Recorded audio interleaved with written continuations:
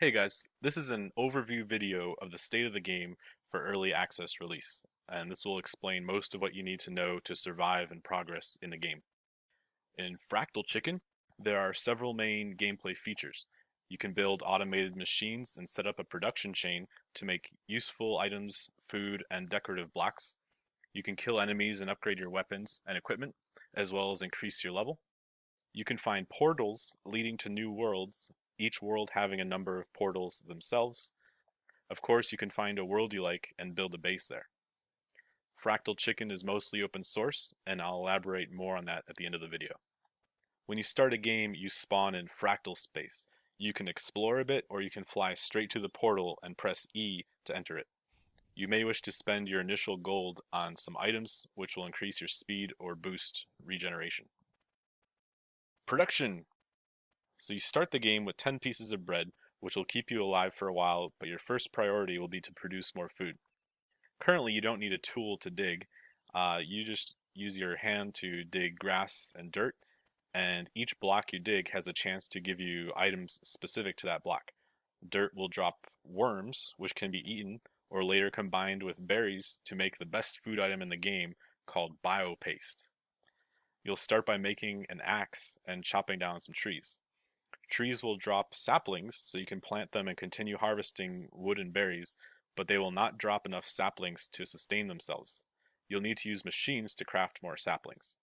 Again, using your empty hand, you can dig down into the world and find raw materials, or you can plant and chop trees, and each tree has a chance to drop the next tier of trees. There are 5 tiers of trees, each dropping better items used in production. You'll want to upgrade your axe when you can, as it will hit more trees in a larger radius for more damage per swing.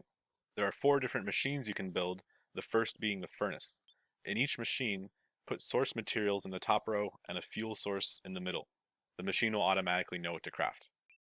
Shift-clicking items in your inventory will place items in the right place if the machine has a recipe for it. Burn logs initially to get charcoal, and then use charcoal as your main fuel source. Note that each machine has an extended version, which takes much longer to operate, but consumes less fuel per item made. You'll eventually want to scale up production to have at least 5 or 10 of the extended versions of each machine.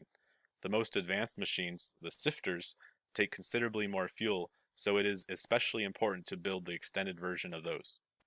There are also hubs which automatically place source items, take crafted items, and insert fuel into machines.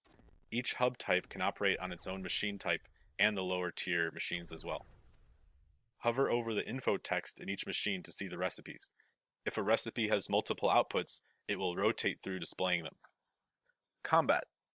Currently, combat is in a pretty refined state. You can use 5 different weapons, and the main weapon can have a number of modifiers that improve it beyond simple damage increases. Most guns can shoot an alternate fire AoE grenade. It is important to understand the different resource bars on your HUD. At the top, you have a shield, hit points, energy, and boost.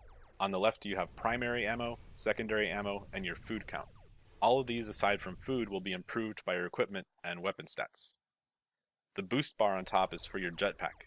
It recharges slowly at first, but eventually it'll recharge quick enough to keep you airborne. Your energy, the green bar, recharges even slower and is used for cooldowns. Currently, there is a floaty cooldown that allows you to float and move quicker, so it's easy to traverse rough terrain. There's a helicopter cooldown which turns you into a helicopter. There are AoE damage and self-heal cooldowns. You can craft all of these cooldowns, and some have several tiers of quality. Your alternate fire is important. When you use it, the recharge rate is slowed for 4 seconds, so early on you'll want to use it in bursts and let it recharge fully for optimal output. Enemies will start off easy, but become quite challenging the higher your level, even with upgrades. When you die, some of your equipment, but not weapons, may be destroyed. Also, your health, on the top right, not to be confused with hit points, will drop up to 10% each death. When you are lower level, health will stay pretty high, but higher levels will allow health to drop lower, and all your stats are multiplied by health. This means if you die repeatedly, once you're at least level 30 or 40, you may not have the power to recover, which is a sort of soft, hardcore death feature. You can recover your health and also give yourself buffs or permanent stat increases by spending spirit points. Press T to open the interface where you can see this. You get spirit points randomly when killing enemies. When you kill enemies, some may drop a glowing loot package. Get close to it and you will loot it, receiving gold or items. You'll find stores in the world that offer loot at your character's level. Each refresh of the store allows you several options to select one of, or you can skip those options by buying the cheap twig at the top. World editing. You can remove and place blocks with your hands, but that uses your food resource and isn't that fast. You can eventually craft a block placer, which uses energy and is ideal for large-scale mining or building. Press E with the block placer selected to change the radius of the tool or select which block from your inventory to place.